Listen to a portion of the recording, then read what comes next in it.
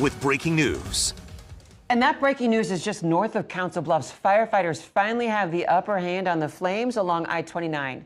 Good evening, I'm Julie Cornell. I'm Rob McCartney. Dozens of acres have burned since the fire started early this afternoon, and the danger isn't over. We're going to check in with Chief Meteorologist Bill Ramby in a minute.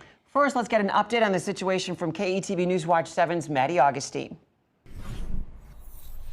Rob, Julie, we are still at Narrows River Park, the command site for first responders, where they made the decision to cease operations for the night for the safety of their crews about an hour ago. The fire is still burning in some places, but first responders tell me they have it contained and will continue to monitor it throughout the night.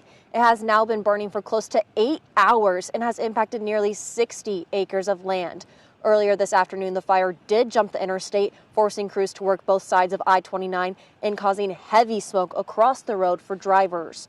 First responders tell me they did purposely burn the median along the stretch of I-29 between Council Bluffs and Crescent to create a buffer and help stop the fire from reaching further east.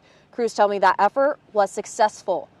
Fire crews also tell me no houses or private property are in danger at this time. But one nearby neighbor I spoke with tells me the smoke has been surrounding her house all afternoon and creating dangerous breathing conditions for her grandpa, kids, and elderly neighbors.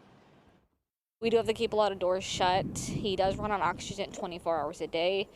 So having children, it's hard. But like I said, he just got back from a week in the hospital due to all this smoke. But we're trying our best.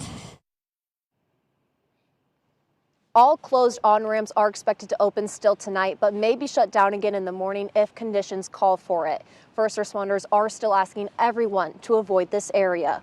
Reporting live in Iowa, Maddie Augustine, KETV News Watch 7.